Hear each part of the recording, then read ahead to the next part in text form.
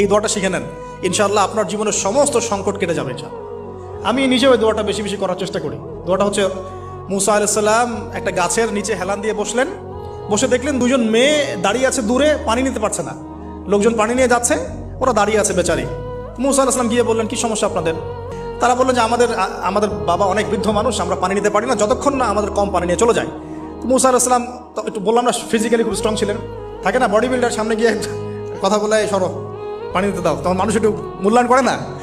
তো মুসা আলাইহিস সালাম এভাবে পানি নিয়ে দিলেন এবং বাছুরদেরকে পানি পান করালেন, করিয়ে গাছের নিচে এসে বসে আছেন। বসে বসে তিনি দোয়া করছেন, এই যে দোয়াটা তিনি দোয়া করছেন, রব্বি, একটা নেক কাজ করলেন না, মানুষের উপকার করলেন, নেক কাজ করে এসে গাছের নিচে বসে দোয়া করছেন, আল্লাহ এখানে তো আমার খাবার পানি বাসস্থান কিছুই নাই, আমি কি করব?